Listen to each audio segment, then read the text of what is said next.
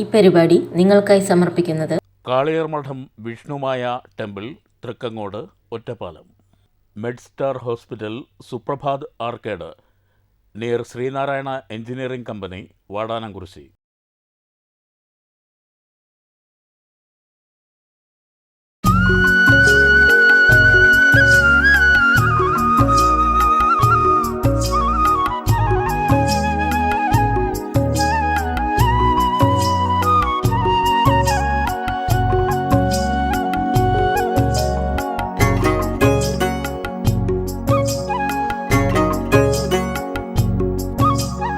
നമസ്കാരം. പേരെങ്ങനെയായിരുന്നു? രമേശ്.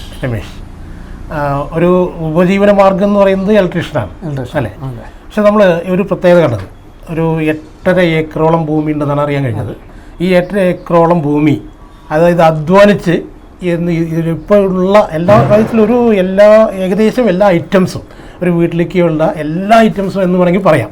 എന്തിനേറെ നമുക്ക് തണുപ്പ് പ്രദേശങ്ങളിൽ മാത്രം കാണുന്ന ഏലം വരെ നമ്മളിവിടെ കൃഷി ചെയ്തിട്ടുണ്ട്. അപ്പോൾ ഇത് അറിയാൻ കഴിഞ്ഞത് നേരത്തെ വാങ്ങുന്ന സമയത്ത് വെറും പറമ്പായി കിടക്കും. അപ്പോൾ ഇങ്ങനൊരു താല്പര്യം, അതും ഒരു എല്ലാ ഐറ്റം വേണമെന്നുള്ള താല്പര്യം, ഏതെങ്കിലും ഒരു കൃഷി ചെയ്യുക എന്നുള്ളതല്ല, അങ്ങനെ പേരിനെങ്കിലും എല്ലാം വേണമെന്നൊരു തോന്നലുണ്ടാവാൻ കാരണം എന്താ? അങ്ങനെയല്ല, നമ്മൾ കൃഷി എന്ന് പറഞ്ഞാൽ എൻ്റെ മക്കളെ എങ്ങനെയാണോ സ്നേഹിക്കുന്നത് അതേപോലെ തന്നെയാണ് എനിക്ക് കൃഷിയും. അപ്പോൾ എവിടെ പോകുമ്പോഴും എന്ത് കണ്ടാലും അത് നമുക്കും കൂടി വേണം എന്നുള്ളൊരു തോന്നലുണ്ട്. നമ്മളുടെ ഒരു വില കൊടുത്ത് വാങ്ങിക്കുന്നതും മറ്റേതിപ്പോൾ നമ്മൾ ഈ ഫാഷൻ ഫ്രൂട്ട് എന്ന് പറയും 300 രൂപയാണ് കടയിലെ വില. ഇവിടെ നമ്മളൊക്കെ ആവശ്യം കഴിഞ്ഞത് വീണ് പോവുകയാണ്, അല്ലെങ്കിൽ മറ്റുള്ളവർ കൊണ്ടുപോവുകയാണ്. അപ്പോൾ ഈ സാധനം ഇതേപോലെ തന്നെയാണ് എല്ലതും. നമ്മളെ കണ്ണു നിറയെ കാണണം, നമുക്ക് കണ്ണു നിറയെ കിട്ടണം, നമ്മളുടെ സൗകര്യത്തിന് നമ്മളെ ഇഷ്ടത്തിന് നമുക്ക് പറിക്കാൻ കിട്ടണം. വാങ്ങിക്കുന്നതും നമ്മളെ പറമ്പിൽ നിന്ന് പറിച്ചെടുക്കുന്നതും തമ്മിലുള്ള വ്യത്യാസം, രാസവളമില്ല, അല്ലെങ്കിൽ മരുന്നില്ല, കീടനാശിനി ഇല്ലാത്ത ഒരു സാധനം നമുക്ക് ഉപയോഗിക്കാൻ കിട്ടണം. അതിനു വേണ്ടിയിട്ട് നമ്മൾ ചെയ്യുന്നതാണ്. അത് പൊതുവെ കൃഷിയോടൊരു താല്പര്യമുള്ള ആളുകൾ പാരമ്പര്യമായിട്ടൊരു കൃഷിക്കാരായിരിക്കണം. ആ രീതിയിലുള്ള ആളുകളാണ് ഇപ്പോൾ രംഗത്ത് വരുന്നുള്ളൂ. അപ്പോൾ അങ്ങനെ പരമ്പരാഗത രീതിയിൽ കൃഷി ഉണ്ടായിരുന്നു. പൂർവികമായിട്ട് കൃഷി ഉണ്ടായിരുന്നു. അച്ഛനും അവരുടെ മുത്തച്ഛനൊക്കെ ആയിട്ടും കൃഷി ഉണ്ടായിരുന്നു. പക്ഷെ ഈ കൃഷി നമ്മൾ മേടിച്ചാണ്, പഴയ കൃഷിയല്ല. അത് കൊടുത്ത ശേഷം നമ്മളെ സൗകര്യാർത്ഥം സൗകര്യപ്രദമായ സ്ഥലത്ത് മേടിച്ച് ആക്കിയതാണ്.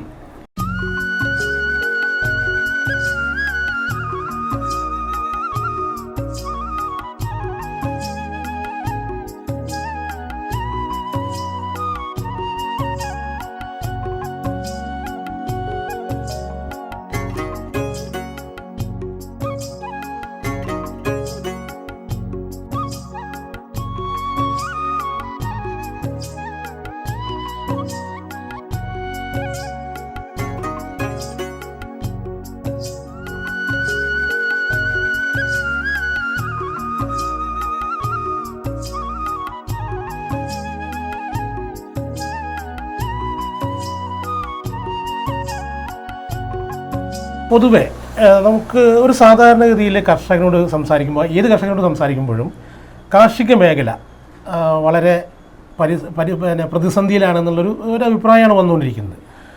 അത്തരത്തിൽ തന്നെയാണോ കാര്യങ്ങൾ? കാർഷിക മേഖല പൊതുവെ പ്രതിസന്ധി തന്നെയാണ്. കാരണം ഇപ്പോൾ ഒരു ഉൽപ്പന്നം കൊടുത്തു കഴിഞ്ഞാൽ സമയബന്ധിതമായി പൈസ കിട്ടാറില്ല. ലോകത്തെ കൊടുത്ത കാർഷിക ഉൽപ്പന്നത്തിന് കടം ആയിട്ട് പണം കൊടുക്കുന്നത് കേരളത്തിൽ മാത്രമേ ഉള്ളൂ. നെല്ലിപ്പോൾ നമ്മൾ നെല്ല് കൊടുത്താൽ, നമ്മൾക്കിപ്പോൾ ഈ പ്രാവശ്യം 16 ടണ്ണോളം നെല്ലുണ്ട്. ഈ നെല്ല് കൊടുത്തതിൻ്റെ പണം കിട്ടാൻ തന്നെ 2-3 മാസം വൈകും. കിട്ടിയാൽ തന്നെ അത് ലോണാണ്.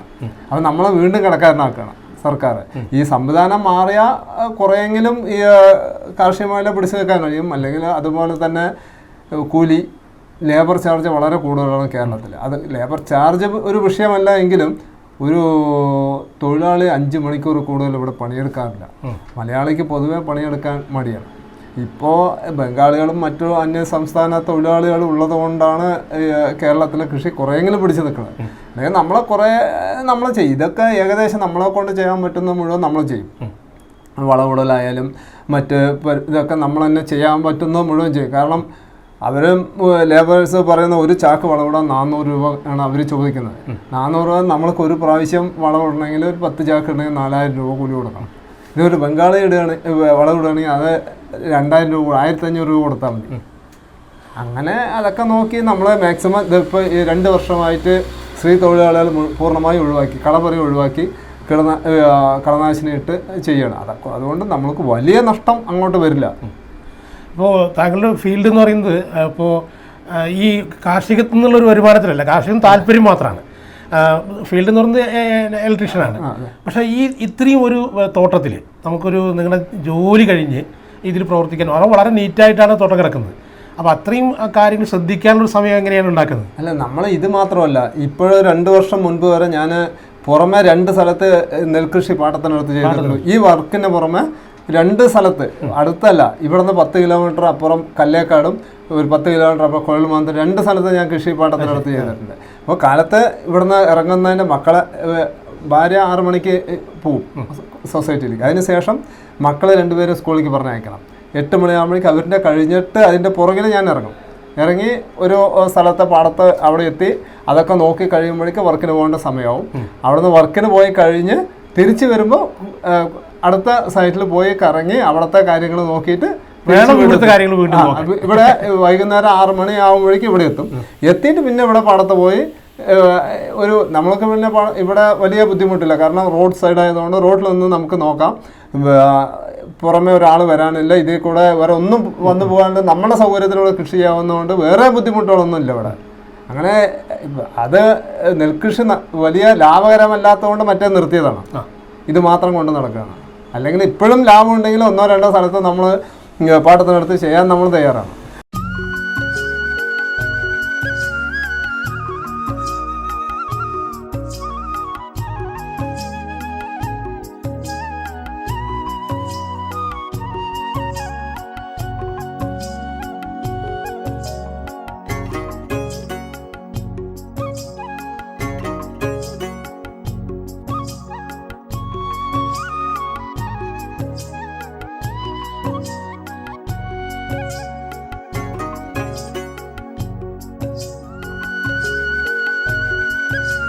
ഇപ്പോൾ നമുക്ക് കർഷകരെ സംബന്ധിച്ചിടത്തോളം ഇപ്പോൾ ഒരുപാട് ആനുകൂല്യങ്ങൾ പറയുന്നത് കേൾക്കുന്നു.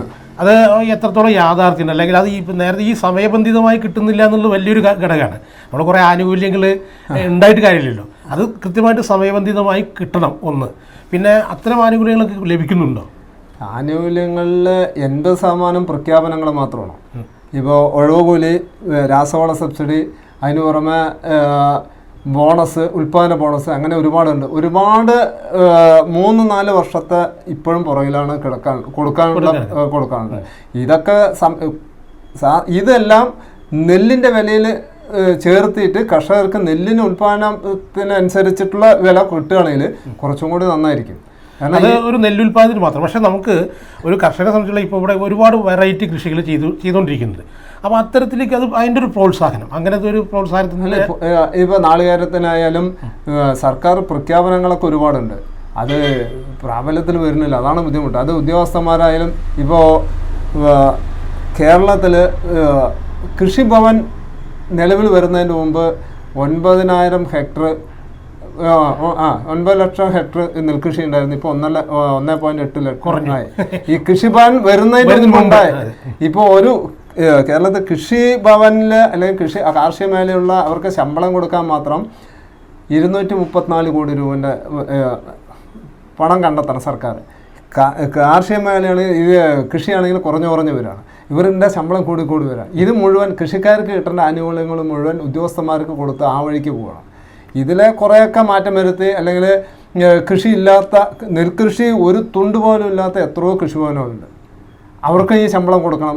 മിനിമം ഒരു കൃഷിഭവനിൽ മിനിമം 5 ലക്ഷം രൂപ ശമ്പളം കൊടുക്കണം.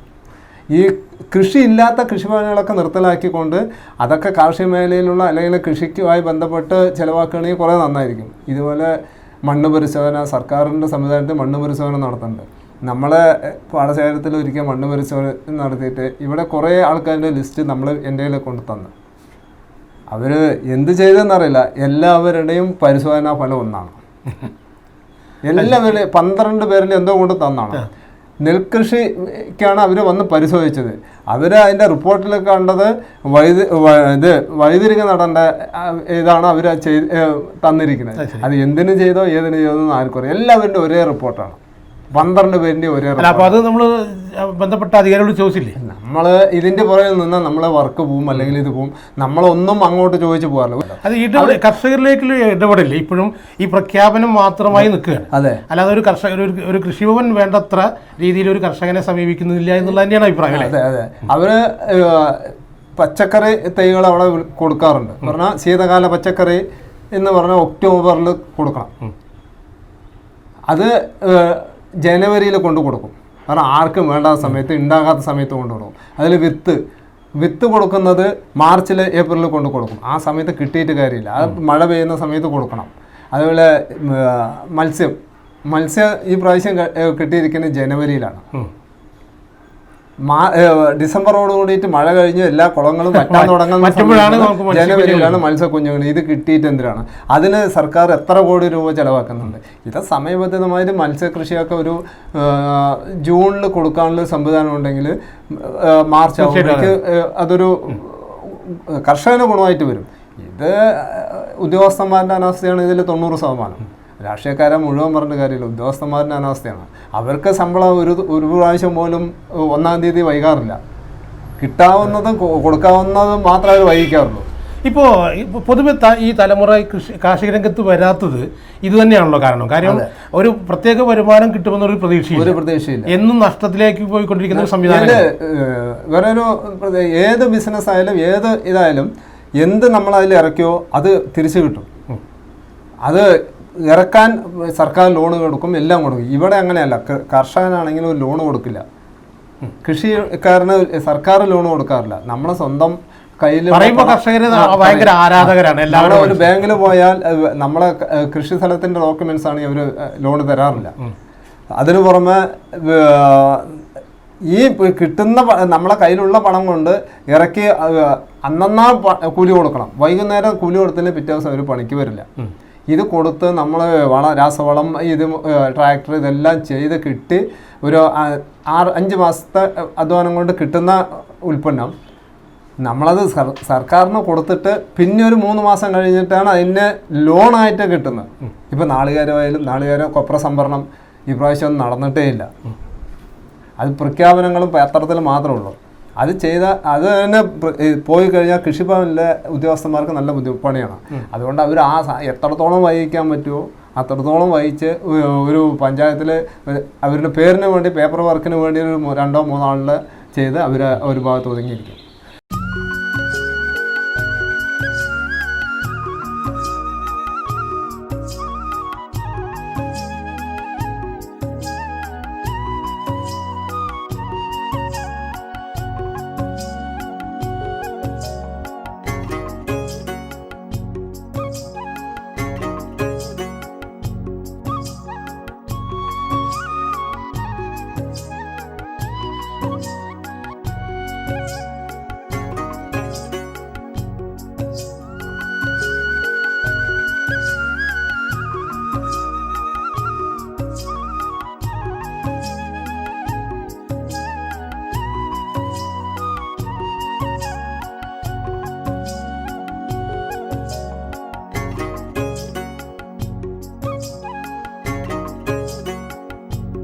മറ്റൊന്ന്, നമുക്ക് മാർക്കറ്റിൽ നല്ല വില ലഭിക്കുന്ന ഒരുപാട് ഐറ്റംസ് ഇവിടെ കാണാൻ കഴിയും.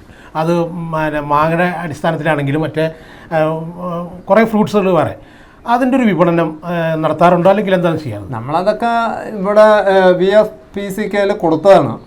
പക്ഷേ നമുക്ക് വില കിട്ടാറില്ല. നമ്മൾ ഇവിടെ ഉദാഹരണം ചാമ്പങ്ങ നമ്മൾ സൂപ്പർ മാർക്കറ്റുകളിൽ 290-300 രൂപ വിലയാണ് ഒരു കിലോ. നമ്മളെ കൊണ്ട് കൊടുത്ത 25 രൂപയാണ് കിട്ടുന്നത്. അപ്പം നമ്മൾ മാക്സിമം നമ്മൾ കഴിക്കാനുള്ള കഴിച്ച് ഇവിടെയുള്ള നാട്ടുകാർക്ക്, വീട്ടുകാർക്ക്, ഇവിടെയുള്ള പക്ഷികൾക്ക് തിന്നാൻ ഉപയോഗിക്കുക, അല്ലാതെ വേറെ ഒന്നിനും ഉപയോഗിക്കാൻ കൊടുത്തു കഴിഞ്ഞാൽ വളരെ ലോ റേറ്റ് ആണ്, വളരെ വ്യത്യാസമാണ്. ഇപ്പോൾ ഫാഷൻ ഫ്രൂട്ടിന് 350 രൂപയാണ് സൂപ്പർ മാർക്കറ്റിൽ. ഇവിടെ നമ്മൾ കൊണ്ടുപോയി കഴിച്ചാൽ 20 രൂപ കിട്ടും. ഈ പറിക്കേണ്ട കൂലി, ഇത് കൊണ്ടുപോയി കൊടുത്ത് അത് പൈസ കിട്ടാൻ 2 പ്രാവശ്യം നടക്കണം.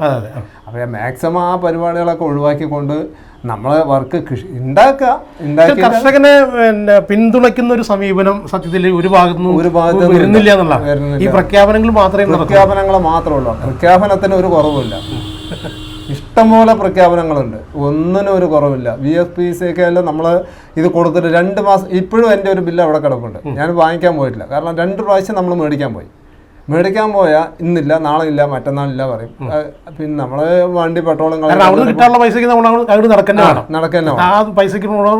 നടക്കണം. അപ്പോൾ അതുകൊണ്ട് ഇപ്പോൾ ഇതൊക്കെ ഒഴിവാക്കി. ഇപ്പോൾ വാഴക്കൊലയായാലും ഞാൻ ഇഷ്ടംപോലെ നേന്ത്രവാഴയൊക്കെ വെച്ചതാണ്. അതുകൊണ്ട് കൊടുത്തിട്ട് നമുക്ക് വില കുറവാണെങ്കിലും അത് പെട്ടെന്ന് കിട്ടുകയാണെങ്കിൽ നമ്മൾ നാളത്തെ കാര്യങ്ങൾ നടക്കും. ഇത് കൊടുത്തിട്ട് പിന്നെ പണത്തിന് വേണ്ടി പുറകെ നടക്കുന്ന ഇത് കർഷകർക്ക് അതൊരു ബുദ്ധിമുട്ട് തന്നെയാണ്. അപ്പോൾ നമുക്ക് ഇപ്പോൾ ഇവിടെ വളം എല്ലാ ഇതിനും വളമൊക്കെ ഉപയോഗിക്കുന്നുണ്ട്. അപ്പോൾ നമുക്ക് അങ്ങനെ ഒരു ഇതിന് വളം വാങ്ങാനുള്ള ഒരു ചിലവെങ്കിലും നമുക്ക് കിട്ടാറുണ്ടോ? വളം വാങ്ങിക്കാനുള്ള നമ്മളത് നോക്കാറേ ഇല്ല. നമ്മൾ വളം വാങ്ങിക്കാനുള്ള ചിലവിന് വേണ്ടിയിട്ട് ഈ പച്ചക്കറി അല്ലെങ്കിൽ നമ്മൾ ഫ്രൂട്ട്സ് അത് നോക്കാറേ ഇല്ല. നമ്മളെ ഇഷ്ടത്തിനനുസരിച്ച് നമ്മുടെ സംതൃപ്തി, ചെലവ് നോക്കിയിട്ട് അത് ചെയ്താൽ നമുക്ക് ഒരു കൃഷിയും ചെയ്യില്ല. ഒരു കൃഷിയും നിലവിലെ ചക്ക മാത്രമാണ് വലിയ ചിലവില്ലാതെ കിട്ടാവുന്ന. അത് ഈ പ്രാവശ്യം മര്യാദയ്ക്ക് നമുക്ക് വിലയും കിട്ടിയിട്ടുണ്ടായിരുന്നു. അത് കച്ചവടക്കാർക്ക് കൊടുത്താണെങ്കിൽ കിട്ടില്ല. ഒരു കച്ചവടക്കാർക്ക് കൊടുത്താണെങ്കിൽ ഒരു 500 രൂപ ഒരു പ്ലാവിന് കിട്ടിയിട്ടുണ്ടാവും.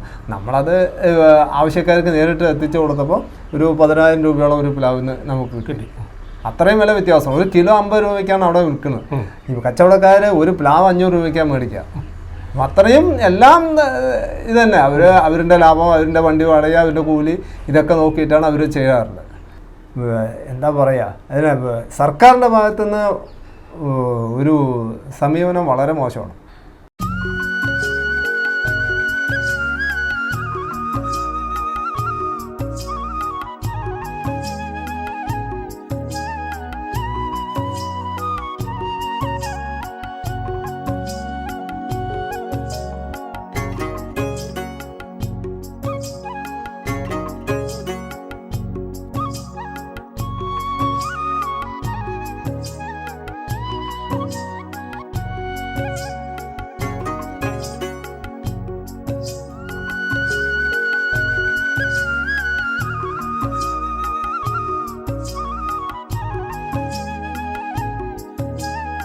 ഓം ശ്രീ വിഷ്ണുമായ സ്വാമിയേ നമഃ. ഇത് കാളിയാർ മഠം ശ്രീ വിഷ്ണുമായ മഹാക്ഷേത്രം. പാലക്കാട് ജില്ലയിൽ ചരിത്രവും ഐതിഹ്യങ്ങളും ഇടകലരുന്ന വള്ളുവനാടിന്റെ സ്ഥിരാകേന്ദ്രമായ ഒറ്റപ്പാലത്തിനടുത്ത് തൃക്കങ്ങോട് ഗ്രാമത്തിൽ സ്ഥിതി ചെയ്യുന്ന പാരമ്പര്യ കുലാചാരകർമ്മങ്ങൾക്ക് പ്രസിദ്ധിയാർജിച്ച പുണ്യപുരാതന മഹാക്ഷേത്രം. നിത്യജീവിതത്തിൽ നിങ്ങൾ അനുഭവിക്കുന്ന ഏത് പ്രശ്നങ്ങൾക്കും ജാതിമത ഭേദമന്യേ പരിഹാരമരുളുന്ന ഒരു മഹാശക്തി തലമുറകളായി ഈ മഠപ്പുരയിൽ പ്രഭ ചൊരിഞ്ഞു നിൽക്കുന്നു.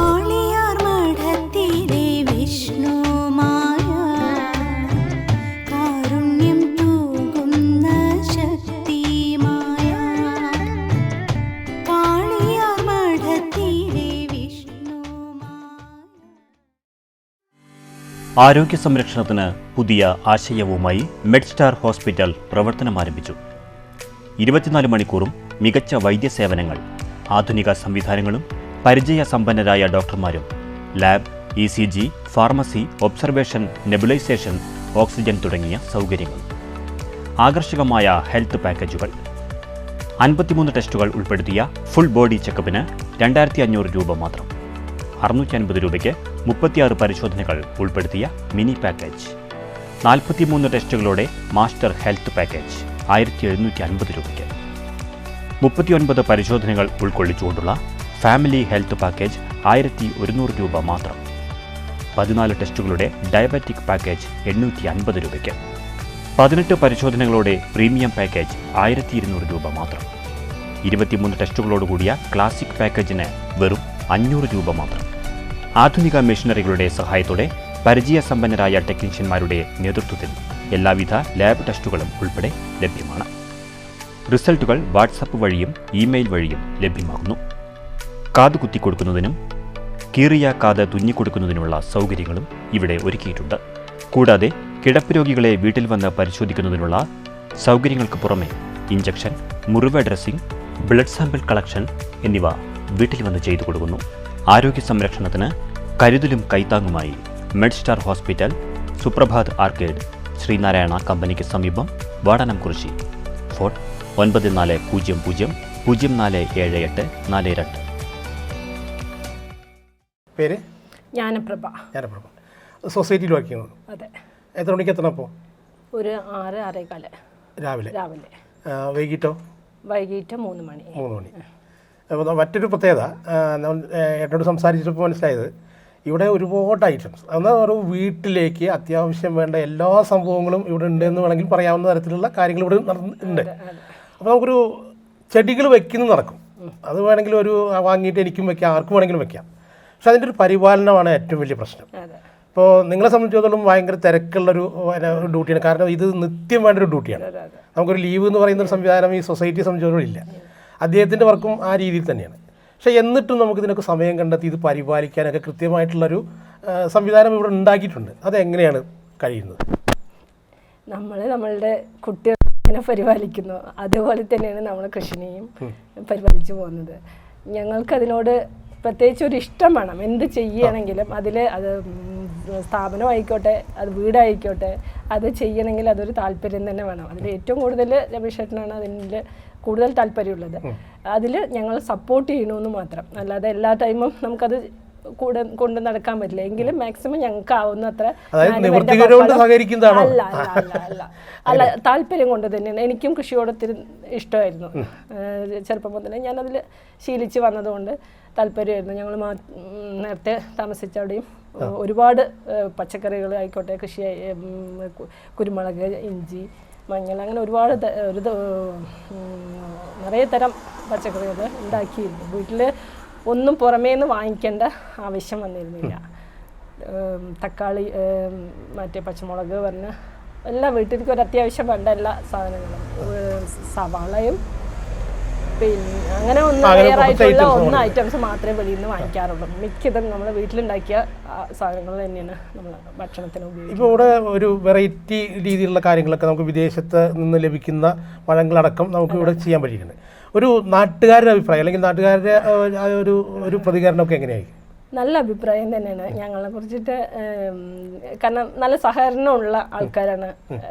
അടുത്തുള്ളവരായിക്കോട്ടെ, നമ്മളുടെ കൃഷി സമിതിയിലുള്ള ആൾക്കാരായിക്കോട്ടെ, നമ്മളോട് നല്ല സഹകരണത്തോട് തന്നെയാണ് പെരുമാറിയിരിക്കുന്നത്. ഒന്നിനും ഒരു ബുദ്ധിമുട്ട് അനുഭവപ്പെട്ടതായി തോന്നുന്നില്ല. ഇപ്പോൾ ഈ നമ്മൾ സബ്സിഡി എടുക്കണം അല്ലെങ്കിൽ ലോൺ എടുക്കണം എന്നല്ല പറയുന്നത്. ഈ വനിതകൾക്ക് കാർഷിക മേഖലയിൽ ഒരുപാട് ഫണ്ടുകളൊക്കെ അനുവദിക്കുന്നുണ്ട് പല മേഖലയിലും. കാർഷിക മേഖലയിലുണ്ട്, അതുപോലെ ഈ കുടുംബശ്രീ സംവിധാനങ്ങൾ വഴിയാണ്. അത്തരം ഫണ്ടുകളൊക്കെ എന്തെങ്കിലും എടുത്ത് ചെയ്തിട്ടുണ്ടോ അല്ലെങ്കിൽ അതിൻ്റെ ഒരു? ഇല്ല, അങ്ങനെയുള്ള ഫണ്ടുകൾ ഉപയോഗിച്ചിട്ടൊന്നും ചെയ്തിട്ടില്ല. നമ്മൾ എന്താണ് ബാങ്ക് വായ്പകൾ അത്യാവശ്യം ചെറുതായിട്ടൊക്കെ എടുത്തിട്ടുണ്ടെന്നല്ലാതെ കൂടുതൽ ഈ വനിത സബ്സിഡി ആനുകൂല്യങ്ങളൊന്നും, സർക്കാർ ആനുകൂല്യങ്ങളൊന്നും നമ്മൾ ചെന്നുവിട്ടിട്ടില്ല. ഇല്ല. നമുക്ക് ഉൽപാദക ബോണസ്, മറ്റേ ഒഴിവുകൂലി, പൂട്ടുകൂലി അതൊക്കെ നേരത്തെ തന്നിരുന്നു. അതൊക്കെ നമുക്ക് കിട്ടി പോകുന്നതാണ്. പക്ഷെ ഇപ്പോൾ അത് നിന്നിട്ടുണ്ട്. നമ്മൾ ഇങ്ങനൊരു സംരംഭം തുടങ്ങാനായിട്ടുള്ള ഒരു ഫണ്ട് നമ്മൾ ഇതുവരെ എടുത്തിട്ടില്ല. ഈ സമയം കണ്ടെത്തൽ വലിയൊരു പ്രാധാന്യമാണ്. കാരണം കുട്ടികൾ പഠിക്കുന്ന കുട്ടികളാണ്.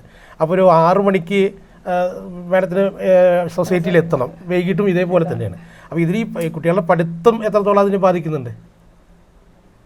പഠിത്തത്തിന് ഇതുമായിട്ടൊന്നും പറയില്ല. അവർക്ക് ഒരു എൻ്റർടൈൻമെൻറ്റ് മാത്രമാണ് ആ സമയത്ത്. ഫുൾ അവരിനെ പഠിക്കുന്നതിന് കേടുവരുത്തിക്കൊണ്ട് നമ്മൾ ഇതിലോടേക്ക് ഇതാക്കിയില്ല. പക്ഷെ അവർക്ക് ബാക്കി സമയത്ത് സഹായിക്കാൻ വേണ്ടിയിട്ട് ഒരുപാട് ഒന്നും അത്രയ്ക്ക് നമുക്ക് പണി ചെയ്യാനുള്ള ആൾക്കാർ കുറവാണ്.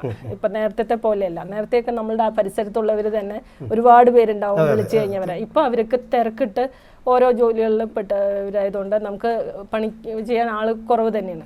അപ്പോഴൊക്കെ ഞങ്ങളും കുട്ടികളും ഒക്കെ ചേർന്നിട്ട് തന്നെ ഇപ്പോൾ തേങ്ങ വെച്ചാലും ഇട്ട് വരാനും അതിനും ഒരുപാട് ഹെൽപ്പ് ചെയ്യാറുണ്ട് എല്ലാത്തിനും. അല്ല, ഇവിടെ പൊതുവെ കണ്ടതൊക്കെ എല്ലാം ഹൈറ്റ് കുറഞ്ഞ ഐറ്റംസ് ആണ്. എല്ലാം മാവായാലും തേങ്ങ എല്ലാം. അതുകൊണ്ട് പിന്നെ ഒരു വർക്കിന് കുറച്ചും കൂടി ഈസി ഉണ്ട്. അതുകൊണ്ടാണ് കൂടുതലും മാവും മറ്റേ തെങ്ങൊക്കെ വെച്ചിരിക്കുന്നത്. കാരണം എന്ന് വെച്ച് പറഞ്ഞാൽ ഇനി ആള് കിട്ടിയില്ലെങ്കിലും നമുക്കതൊരു ബുദ്ധിമുട്ടായി വരില്ല എന്നുള്ളതുകൊണ്ടാണ്. മാവാകുമ്പോൾ അവർ കരാറ് ഒന്നിച്ചെടുത്ത് അവരെടുത്തിട്ട് പോകും. അതേപോലെ തന്നെ തെങ്ങില് തേങ്ങ താഴെ തന്നെ വീഴുമല്ലോ. അപ്പൊ പെറുക്കിയിട്ടെങ്കിലും നമുക്ക് അല്ലെങ്കിലും വലിയ ഹൈറ്റ് ഒന്നും കാണില്ല. ഈ പല സ്ഥലങ്ങളിലും നമ്മളൊരു ഇങ്ങനെ വെറൈറ്റി കൃഷികളുണ്ടെങ്കിൽ അവിടെ ഈ പഠന വിധേയമാക്കാൻ വേണ്ടി പല സംവിധാനങ്ങളും ഉണ്ടാക്കാറുണ്ട്. അത്തരത്തിലുള്ള വല്ല ആളുകൾ ഇവിടെ വരാറുണ്ടോ? ഇല്ല. സ്കൂളിലോ അല്ലെങ്കിൽ മാതൃകാ കൃഷിത്തോട്ടം എന്നുള്ള രീതിയിൽ LP സ്കൂളിൽ നിന്നൊക്കെ വന്നിരുന്നു തോന്നുന്നു. അങ്ങനെ കാര്യമായിട്ട് വന്നിട്ടില്ല, എന്നാലും അത്യാവശ്യം ചെറുതായിട്ട് അത് കുറെ കൂടി നമുക്കിവിടെ ഉണ്ടാക്കാനുണ്ട് കുറെ കൂടിയിട്ട്. അതിനുശേഷം അങ്ങനെ ഒരു ഈ കാര്യമായിട്ടൊരു ജലസേചന സംവിധാനത്തിന്റെ ഒരു പ്രശ്നം ഇവിടെ നല്ലപോലെ ഉണ്ട്. എന്നിട്ടും നമ്മൾ ഒരു 18 വർഷം മുമ്പ് വെറും പറമ്പായിരുന്ന അധ്വാനം കൊണ്ട് തന്നെ ഇങ്ങനെയാക്കി മാറ്റാൻ പറ്റും. അതാണ് അതിന്റെ ഒരു വിജയം. ഒരു ഒത്തൊരുമയുള്ള സഹകരണം കെട്ടിയ സ്ഥലം എന്നാ പറയാ. കാരണം ആന കെട്ടിയിരുന്ന പറമ്പ്, കാരണം അത്രയും കാട് പിടിച്ച സ്ഥലമായിരുന്നു. ഈ പരിസരത്ത് കൂടെ പോണവർക്കൊക്കെ ഭയങ്കര പേടിയാന്ന് പറയാ, കാരണം കാട് പിടിച്ച സ്ഥലം. അതിനെ വെട്ടി നിർത്തി ആക്കി നന്നായിട്ട് അധ്വാനിച്ചു. അതെ, ഒരുപാട് പൈസ നമ്മൾ ഇറക്കിക്കൊണ്ടാണ് ആദ്യം ചെയ്തത്. ആദ്യം തന്നെ നമുക്ക് വരുമാനം ഇങ്ങോട്ട് വരില്ലല്ലോ, അപ്പൊ ഇറക്കി അതിനെ ഇതാക്കിയിട്ട്. അപ്പോൾ അദ്ദേഹത്തോട് സംസാരിച്ചപ്പോഴും നമ്മൾ ഇതിലേക്കുള്ള ഒരു ചെലവ് നോക്കിയിട്ടല്ല, ഇതിനൊരു താല്പര്യം എന്നുള്ള രീതിയിലാണ്. ഇപ്പോഴും നമ്മൾ ശരാശരി കണക്കാക്കിയാൽ ഒരു വർഷം നഷ്ടം തന്നെ ആയിരിക്കാം. കാരണം ഇതെല്ലാം ഇങ്ങോട്ട് കിട്ടാൻ ആദ്യം തന്നെ കിട്ടില്ലല്ലോ, വരുമാനം കിട്ടില്ലല്ലോ. അപ്പോൾ അതുവരെ നമുക്ക് നഷ്ടം സഹിച്ചേ പറ്റുള്ളൂ. അത് കഴിയുമ്പോൾ ആ ഒരു വരുമാനം എല്ലാം കൂടി ആകുമ്പോൾ ഒരു കൃഷി തന്നെ ആവുമ്പോൾ ചിലപ്പോൾ ഇപ്പോൾ തേങ്ങയ്ക്ക് വില ഇടിഞ്ഞു എന്ന് വരാം, നെല്ലിന് വില അത്യാവശ്യം ഉണ്ടാവും. അപ്പോൾ നമുക്ക് മെയിൻറ്റെയിൻ ചെയ്ത് പോകാൻ പറ്റും. ഒന്ന് നഷ്ടം വന്നാലും അടുത്തത് നികത്താൻ പറ്റും. അതെ, ഈ കുറേ ഉള്ള ആളുകൾക്ക് അതൊരു ഇതാണ്, രണ്ട് പ്രത്യേക തരത്തിലുള്ള കൃഷികൾ ചെയ്യും. ഏക കൃഷി മാത്രമാണെന്നുണ്ടെങ്കിൽ അത് നഷ്ടം മാത്രം തന്നെ. നമുക്കറിയാം ഒരു കാലഘട്ടത്തിൽ കോവിഡ്, ഈ ഒരു കൃഷി അറിയാത്തവരും കൃഷി ചെയ്ത കാലഘട്ടമായിരുന്നു കോവിഡ് സമയത്ത്. ആ കാലഘട്ടങ്ങളിൽ എവിടെ നോക്കിയാലും പച്ചക്കറി കൃഷി എന്നൊരു പേരും കേട്ടിരുന്നു. അതിനുശേഷം എന്നാൽ ഈ മേഖലയിലേക്ക് ഇപ്പോൾ ആരും എത്തുന്നില്ല. കാരണം പ്രധാനമായിട്ടും കാർഷിക മേഖല എന്ന് പറയുമ്പോൾ ഒരു പ്രതിസന്ധി അല്ലെങ്കിൽ ഒരു വരുമാനം ഇല്ലാത്തവർക്ക് ഒരു അംഗീകാരമില്ലാത്ത മേഖല എന്നൊക്കെ രീതിയിലേക്കാണ് വരുന്നത്. അപ്പോൾ ഇതിൻ്റെ പ്രതിസന്ധി പരിഹരിക്കാൻ മാഡത്തിൻ്റെ അഭിപ്രായത്തിൽ എന്താണ് സ്ഥിതി?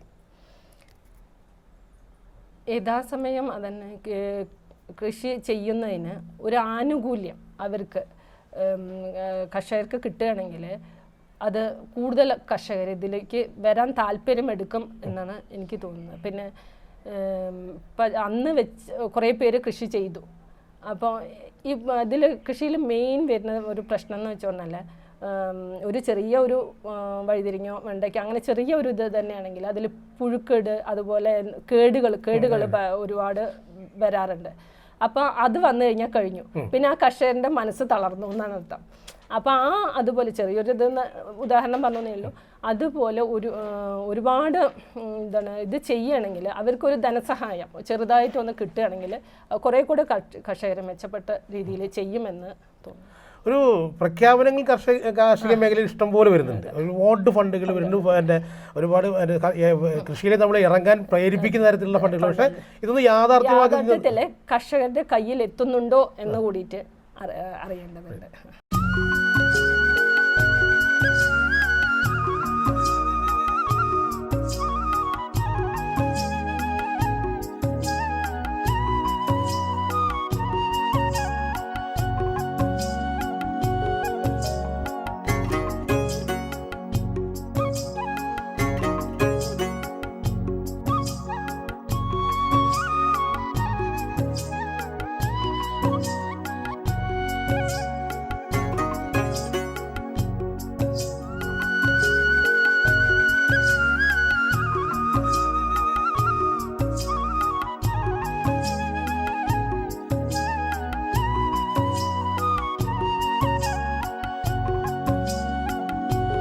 ഇപ്പോൾ നിങ്ങൾ സംയുക്തമായിട്ടാണ് വളരെ ഒത്തൊരുമിച്ച് നിന്നിട്ടാണ് നമുക്ക് ഇത്തരം കൃഷി നമുക്ക് ചെയ്യാൻ കഴിയുന്നത്. ഇപ്പോൾ ഒരു പുതുതലമുറ വരണം എന്നൊക്കെ നമ്മൾ പറയുന്നുണ്ടെങ്കിലും ആ തരത്തിലൊന്നും പുതുതലമുറ തീർച്ചയായും വരുന്നില്ല. ഇപ്പോൾ നേരത്തെ നമ്മൾ ശ്രദ്ധിച്ചത് മക്കൾ വളരെ താല്പര്യമായിട്ടാണ്, ഞാൻ നേരത്തെ വെറുതെ ഒരു ചോദ്യം ചോദിച്ചു മാത്രമേ ഉള്ളൂ, പക്ഷേ അത്തരത്തിലുള്ള കുട്ടികൾ, ആ പ്രായത്തിലുള്ള കുട്ടികളൊക്കെ ഈ സമൂഹത്തിലേക്ക് വരേണ്ടതാണ്. അപ്പോൾ അതിനെക്കുറിച്ചൊരു അഭിപ്രായം എന്താ? നമ്മൾ പുതുതലമുറ ഈ കൃഷിയിലേക്ക് വരുന്നില്ല എന്നുള്ളതൊരു യാഥാർത്ഥ്യമാണ്. പുതുതലമുറ ഇന്ന് വരാത്തതിൻ്റെ ആദ്യത്തെ കാരണം അത് ലാഭകരമല്ല എന്നുള്ളതാണ് അവരുടെ മൈൻഡിലുള്ള ആ ചിന്താഗതി എന്താ വെച്ചാൽ കൃഷി ചെയ്താൽ അതിനുള്ള ലാഭം പ്രതിഫലം കിട്ടില്ല. ഇന്നത്തെ തലമുറ ഏറ്റവും കൂടുതൽ ആഗ്രഹിക്കുന്നത് ലാഭത്തിനാണ് നോക്കുന്നത്. അതില്ല. പിന്നീട് ചെയ്യാനുള്ള ബുദ്ധിമുട്ടുകൾ. പിന്നെ മറ്റൊരു ഘടകം കർഷകൻ ഇന്നും അംഗീകരിക്കപ്പെട്ടിട്ടില്ല എന്നുള്ളതാണ്. കർഷകൻ എന്ന് പറയുമ്പോൾ ജയ് ജവാൻ ജയ് കിസാൻ എന്ന് പറയുകയാണെങ്കിലും ഏറ്റവും താഴെ കിടക്കുന്നത് കർഷകൻ മാത്രമേ ഉള്ളൂ. ഈ സമൂഹത്തിൽ അംഗീകരിക്കപ്പെടാത്ത ഒരേ ഒരു വിഭാഗം കർഷകനാണ്. ബാക്കി ചെരുപ്പ് കുത്തി മുതൽ ഉള്ള എല്ലാവർക്കും സംഘടനയുണ്ട്, എല്ലാവരും അതിൻ്റേതായ ആനുകൂല്യങ്ങൾ പറ്റുന്നുണ്ട്. കൃഷിക്കാരന് മാത്രം 5 ഏക്കറിൽ കൂടുതലുള്ളവൻ ജമ്മിയാണ് സർക്കാരിൻ്റെ കണക്കിൽ. അവന് ഒരു ആനുകൂല്യമില്ല, നെല്ലടക്കാൻ സപ്ലിക്കോ എടുക്കില്ല, അല്ലെങ്കിൽ മറ്റ് ആനുകൂല്യങ്ങളില്ല, ഒന്നുമില്ല. പക്ഷേ 5 ഏക്കറിൽ കൂടുതലുള്ളവൻ അവൻ്റെ ആധാരം കൊണ്ട് ബാങ്കിൽ പോയി അവന് ലോൺ പോലും കിട്ടില്ല. ആ അവസ്ഥയാണ്. ഒരു ജോലിക്കാർക്കാണെങ്കിൽ അതിൻ്റെതായ ലോണുകൾ അനുവദിച്ചു കൊടുക്കുന്നുണ്ട്. പിന്നെ ഈ കൃഷിക്കാർക്ക് പറഞ്ഞ പോലെ ലോണുകൾ അനുവദിച്ച് കിട്ടില്ല. ഈ സ്ഥലം വെച്ചിട്ട് തീർച്ചയായിട്ടും അത് നമ്മൾ ഈ സമൂഹത്തിലൊരു വില ഇപ്പോഴും വന്നിട്ടില്ല എന്നുള്ളതാണ് യാഥാർത്ഥ്യം. നമ്മളിപ്പോൾ ഈ പ്രഖ്യാപനങ്ങളും അത് ഇന്ന ഗവൺമെന്റ് എന്നല്ല, ഒരു ഗവൺമെന്റും ഏത് ഗവൺമെന്റ് വന്നാലും കൃഷിക്കാരനെ അംഗീകരിക്കാറില്ല. പറയുമ്പോൾ ഇതില്ലെങ്കിൽ സമൂഹത്തിൽ ജീവിക്കാൻ പറ്റാത്ത എങ്കിലും ഇതുകൊണ്ടാണ് കർഷകരുണ്ടാക്കുന്ന ഉൽപ്പന്നം കൊണ്ടാണ് എല്ലാവരും ജീവിക്കുന്നതെങ്കിലും കൃഷിക്കാരെ ആരും അംഗീകരിക്കുന്നില്ല. അപ്പോൾ നമുക്കൊരു മാറ്റം വരാൻ ഏത് തരത്തിലൊരു എന്താണ് അഭിപ്രായം? അങ്ങനെ ഒരു കാർഷിക മേഖലയിലേക്ക് കുറേ ആകർഷണം വരാനും അല്ലെങ്കിൽ കർഷകനെ അംഗീകരിക്കാനും ഒരു സംവിധാനം എങ്ങനെയാണ് നമ്മൾ ഉദ്ദേശിക്കുന്നത്? ഇപ്പോൾ ഒരു സർക്കാർ ഓഫീസിലാണെങ്കിൽ പിയൂണിന് മുതൽ തൊട്ട് അവിടെ സൂപ്രണ്ട് വരെയുള്ളവർക്ക് വ്യത്യസ്തമായ ശമ്പളമാണ്. കാരണം ഏറ്റവും താഴെയുള്ള പിയൂണിന് ശമ്പളമല്ല ഏറ്റവും മുകളിലുള്ള സൂപ്രണ്ടിനുള്ളത്. കാരണം അയാൾക്ക് ഗ്രേഡ് കൂടും. അതേപോലെ ഏറ്റവും ചെറിയ കൃഷിക്കാരന് കിട്ടുന്ന ആനുകൂല്യം ഏറ്റവും മുകളിലുള്ള കൃഷിക്കാരന് കിട്ടുന്നില്ല. അത് കൃഷി എത്ര ചെയ്യുന്നോ അതിനനുസരിച്ചുള്ള ആനുകൂല്യങ്ങൾ വ്യത്യാസം വരുത്തുകയാണെങ്കിൽ കുറേയെങ്കിലും മാറ്റങ്ങൾ വരും. ഒരിക്കലും കൃഷി ഇടം വിൽക്കുന്നില്ല. നമ്മൾ അത്രയും വലിയ സ്ഥലമുണ്ട്, അത്രയും അപ്പോൾ നമുക്ക് അത്രയും ഉള്ളവരല്ലേ എന്ന് പറയാനാണ്. പക്ഷേ ഒരിക്കലും ഒരു കൃഷിക്കാർ ഒരു ഭൂമി പോലും ഒരു തുണ്ട് ഭൂമി വിൽക്കാറില്ല. അതിലുണ്ടാക്കുകയാണ്, വിളവുണ്ടാക്കിയിട്ട് അത് മാത്രം അംഗീകാരം കിട്ടുന്നില്ല എന്നുള്ളതാണ്. അല്ലേ ഈ പറഞ്ഞ പോലെ നെല്ല് ഉൽപ്പാദിപ്പിക്കുന്ന ഒരു കർഷകന് പുതിയ തലമുറയിൽ നിന്ന് ഒരാൾ വരികയാണെങ്കിൽ അയാൾക്ക് അതിൻ്റേതായ അംഗീകാരം അല്ലെങ്കിൽ ശമ്പളം ആയിട്ടാണ് സർക്കാർ അത് നിശ്ചയിക്കുന്നതെങ്കിൽ ഒരു 10 ടൺ നെല്ല് കൊടുക്കുന്നവന് 5 ടൺ നെല്ല് കൊടുക്കുന്നവന് ഒരു ശമ്പളം, അല്ലെങ്കിൽ 10 ടൺ കൊടുക്കുന്ന വേറെ ശമ്പളം, അങ്ങനെ ഒരു രൂപത്തിൽ വരികയാണെങ്കിൽ ഈ പുതുതലമുറ കുറേയെങ്കിലും മാറ്റങ്ങൾ വരണം. കാലത്തിനനുസരിച്ചുള്ള മാറ്റങ്ങൾ, അല്ലാതെ ഇതൊരു ടൈം ടേബിൾ പോലെ എല്ലാ കാലത്തും കമ്പനികൾ ചെയ്യുന്നത് പോലെ. കമ്പനികൾ ഒരുപാട് സ്ഥലങ്ങളിൽ രാജ്യങ്ങളിൽ കമ്പനികളാണ് കൃഷി എടുക്കുന്നത്. അവിടെ കൃഷി ചെയ്യുന്നവന് ആ ഭൂമിയുള്ളവന് ആ കമ്പനി ശമ്പളം കൊടുക്കണം. അതേപോലെ ഒരു അവസ്ഥയിലേക്ക് മാറുകയാണെങ്കിൽ ഈ മേഖലയിലേക്ക് കൂടുതൽ വരും. ഇതിന് വേണ്ട മോട്ടർ, മറ്റേ മെഷീനുകൾ, അതിനൊക്കെ വേണ്ട കൃഷി ഓഫീസുകളിൽ സാധനങ്ങൾ ഉണ്ടാവും. അത് കൊണ്ട് ചെയ്തു തരാനുള്ള ആൾക്കാർ, സംവിധാനങ്ങൾ. ഇത് നമ്മളെ പഞ്ചായത്ത് തലത്തിലൊക്കെ കാർഷിക ഉപകരണങ്ങൾ ഇഷ്ടം പോലെയുണ്ട്. പക്ഷെ അത് പ്രവർത്തിപ്പിക്കാനില്ല, അത് മേടിക്കാൻ എല്ലാം. അത് പല ഓഫീസുകളിലും കണ്ടിട്ടുള്ളത് അത് അവിടെ കൊടുത്തിടും, അത് ഒരു അതിന്റെ കാലാവധി കോടിക്കണക്കിന് രൂപന്റെ ഉപകരണങ്ങൾ കിടക്കുന്നു, തുരുമ്പെടുത്ത്. അത് കൃഷിക്കാർക്ക് സൗകര്യപ്രദമായിട്ട് ഉപയോഗിക്കാൻ ആളില്ല. ആ മേഖലയിലൊക്കെ മാറ്റം വരണം. എന്തായാലും കാർഷിക മേഖല വിജയിക്കുള്ളൂ. അല്ലാതെ ഈ ഉപകരണങ്ങളായാലും അത് ആ ഏരിയയിലുള്ള എല്ലാ കർഷകരെയും അവർ യഥാർത്ഥത്തിൽ അറിഞ്ഞിരിക്കണം എന്താണ് ചെയ്യുന്നത്, അവർക്ക് എന്താണ് വേണ്ടത്, അത് നൽകാൻ ഈ കൃഷിക്കാരുള്ളത് കൊണ്ടാണ് കൃഷി ഓഫീസും അവിടെയുള്ള ഉദ്യോഗസ്ഥന്മാരും ഉള്ളത്. ഇപ്പോൾ ഒരു ആനുകൂല്യങ്ങൾ പ്രതീക്ഷിക്കാതെ ചെയ്യുന്നൊരു സംവിധാനം. എന്നാലും ആ മേഖല അത് വിജയിച്ചു പോട്ടെ. ഇപ്പോൾ ഇത് കുറച്ച് സ്ഥലമുണ്ട്, ഈ സ്ഥലം ഇല്ലാത്ത ആൾക്കും ചില താല്പര്യമുള്ളവർ, അപ്പോൾ അവർക്ക് കുറേയും കൂടി ആനുകൂല്യങ്ങളൊക്കെ കിട്ടുകയാണെന്നുണ്ടെങ്കിൽ അവരും ഈ മേഖലയിലേക്ക് വരും. പക്ഷേ അങ്ങനെ ഒരു സംവിധാനങ്ങളില്ല എന്നുള്ളത് തന്നെയാണ് യാഥാർത്ഥ്യം.